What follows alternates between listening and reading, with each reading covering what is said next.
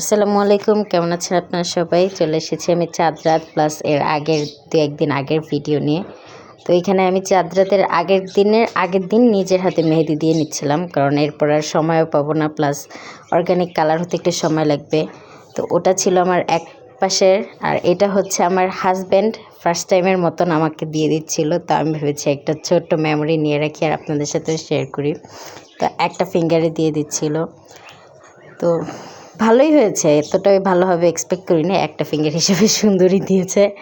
তো এই তো এটা ছিল বাম হাতের দুই পাশে। তারপরে হচ্ছে আমাদের এটা ছিল আমার ভাবির মেহেদি, তাকে দিয়ে দিয়েছিলাম। তো আমাদের মেহেদি দেওয়া দেখে আমার হাজব্যান্ডের শখ হয়েছে, সেও মাঝে একটু দিবে।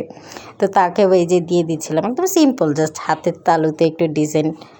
হঠাৎ করে শখ হলো, শখ তো পূরণ করতেই হয়। তারপরে দেখে আমার ভাবির কাণ্ড, তাকে এক হাতে মেহেদি দিয়ে দিয়েছি, ঘুম থেকে উঠে দেখি সে সেম ডিজাইন আর এক হাতে দিয়ে নিছে। তো ওকে আবার হচ্ছে লাস্ট সেহরি শেষ করে ভোরে দিতে বসেছিলাম। তো এই ছিল দিতে দিতে একদম সন্ধ্যা না, সকাল হয়ে গেছে। তো এটা চাঁদ রাতে সন্ধ্যার পরের ভিডিও, একটু হালকা প্রিপারেশন নিয়ে নিচ্ছিলাম, কারণ ঈদের দিনে এত কাজ একসাথে সম্ভব না। তো আমি আর কি নবী সেমাই বানাইতে নিচ্ছি। তো এই তো একটু ঘি দিয়ে নিচ্ছি, কারণ ঘি দিলে স্মেলটা সুন্দর হয়। তেল দেওয়া যায় কিন্তু টেস্টটা সুন্দর আসে না।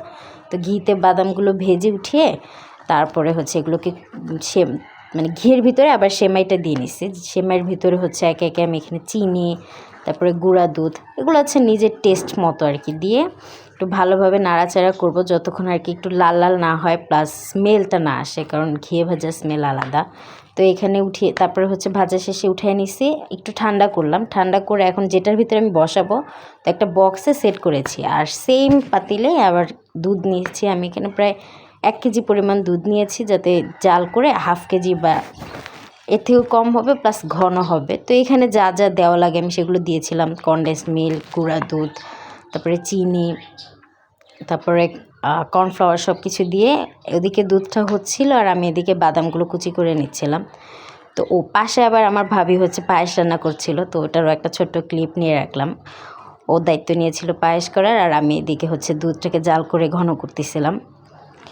তো দুজনে মিলে আর কি গল্প করছিলাম আর রান্না করছিলাম। গল্প করতে করতে এই যে ঘন হয়ে আসছে, আরও ঘন হবে, আর একটু ঘন হওয়া পর্যন্ত, কারণ যতটা ঘন হবে ততটা আর কি ক্রিমি হবে, আর হচ্ছে নিচে সেমাইয়ের সাথে মিক্সড হয়ে যাবে না একটু ঘন যদি হয়।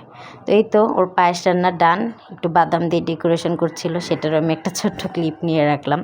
আর অনেক কিছুই রান্না হচ্ছিল, আসলে সব কিছুর ক্লিপ একসাথে নেওয়া সম্ভব না। আর এই হচ্ছে আমার সেমাইয়ের ফাইনাল লুক। তো দেখা হবে অন্য আর একদিন। আসসালামু আলাইকুম।